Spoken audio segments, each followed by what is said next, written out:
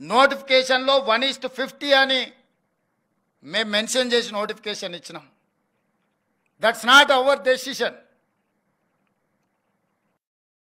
ఈదెన్ government 2022లోనే 1:50 group 1లో తీసుకోవాలని జీవో ఇచ్చి ప్రభుత్వ విధానాన్ని తీసుకున్న ఆ విధానంతోనే నోటిఫికేషన్ ఇచ్చారు.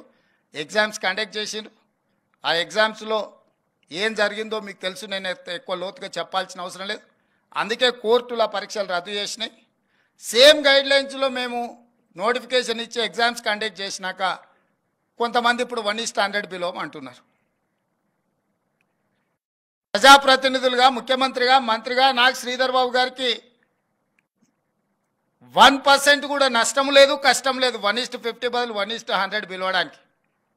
కానీ 1:100 పిలిచిన మరుక్షణము కోర్టు సింపుల్గా 1:50 పిలుస్తా అని చెప్పి నువ్వు నోటిఫికేషన్ ఇచ్చి ప్రిలిమ్స్ కండక్ట్ చేసి ఇప్పుడు 1:100 పిలుస్తా నువ్వు రిజల్ట్ ఇస్తే నువ్వు ఫండమెంటల్స్కి నువ్వు అగెనెస్ట్గా పోతున్నావు కాబట్టి court next minute strike off చేస్తుంది. మళ్ళీ మొదటికి వస్తా. 2011లో మొదలుపెట్టిన గ్రూప్ 1 ఎగ్జామ్స్ 2024లో కూడా మనం కంప్లీట్ చేసుకోలేకపోయినాం. 12-13 ఏళ్ళు గ్రూప్ 1 పరీక్షలు నిర్వహించుకోలేని పరిస్థితుల్లో ప్రభుత్వాలు ఉంటే ఆ రోజు 21-22 ఏళ్ళ పిల్లగాడు ఈరోజు 34 ఏళ్ళకు వచ్చిండు. వాడికి పెళ్లి చేస్తే పిల్లలు అయిపోయి పిల్లలు బడికి పోయే వయసు. గ్రూప్ 1 ప్రిపేర్ అవుదాం వచ్చి కోచింగ్ సెంటర్లో వెళ్ళి ఇక్కడనే తిరిగి వాడికి నిజంగా వాడి యుక్త వయసు అంతా కోచింగ్ సెంటర్ల దగ్గరనే అయిపోయింది. ఊరికి వెళ్తే తల్లిదండ్రులకు భారం, ఇక్కడ ఉంటే 10 ఏళ్ళు పని చేయకుంటూ ఉంటే పని చేద్దామన్న ఓపిక కూడా పోద్ది. వీటన్నిటిని దృష్టిలో పెట్టుకొని క్రిస్టల్ క్లియర్గా నోటిఫికేషన్ ఏమి ఇచ్చినామో దాని ప్రకారమే పరీక్షలు నిర్వహించాలని ముందుకెళ్తున్నాము. కొంతమంది అనుకోవచ్చు ఏమైంది వీళ్ళకు 1:100 పిలుస్తాను. 1:50 లాగా అన్ని ఏర్పాట్లు అయిపోయినాయి. మీకు తెలుసు జేఎన్టీయూ పర్టికులర్గా ఎంతమంది స్టూడెంట్స్ ఉన్నారు, ఎన్ని హాల్ టికెట్లు ఇవ్వాలి, ఎన్ని సెంటర్లలో ఎగ్జామ్స్ నిర్వహించాలి, ఎన్ని బయోమెట్రిక్ ఎక్విప్మెంట్ ఉండాలి, ఎవరు ట్రైన్ చేయాలి, ఎవరు వెళ్ళాలి, ఎవరు మీకు ఇన్విజిలేటర్స్గా ఉండాలి, ఒక వ్యవస్థ ఏర్పాటు చేసుకున్నాక సడన్గా దాన్ని నెక్స్ట్ లెవెల్లో నెక్స్ట్ విధానం మార్చుకుంటే మళ్ళీ అదంతా సమకూర్చుకోవడానికి ఎంత సమయం పడుతుంది, ఎట్లా విద్యార్థుల యొక్క జీవితాలతోనే మన విధానాలు దుందుడుకుగా మార్చుకుంటే ఎంత ప్రభావం చూపిస్తుందో ఇది ఆలోచన చేయాలి. ఎందుకు మీతో నేను పంచుకుంటున్నా అంటే లక్షల మంది విద్యార్థులు మీతోనే ప్రత్యక్ష సంబంధాలు ఉంటారు. ప్రభుత్వాలకు పోయేది ఏం లేదు. మళ్ళోసారి ఏది పోస్ట్ పోన్ చేసినా 10 ఏళ్ళు మనము అంతకుముందు కొట్లాడింది తెలంగాణ కోసం, ఉద్యోగాల కోసమే. తెలంగాణ వచ్చినాక ఉద్యోగాలు భర్తీ చేయట్లేదని కొట్లాడింది మనమే. ఇవాళ ప్రభుత్వం ఒక క్యాలెండర్ డేట్స్ ప్రకారం గ్రూప్ 1 కానీ, డిఎస్సి కానీ, గ్రూప్ 2 కానీ, గ్రూప్ 3 కానీ పకడ్బందీగా ఒకదానికొకటి ఇబ్బంది జరగకుండా ఒక ప్రణాళికబద్ధంగా పరీక్షలు నిర్వహిస్తుంటే ఇప్పుడు ఆశ్చర్యకరంగా పరీక్షలు వాయిదా వేయండి అని కొట్లాడుతున్నారు.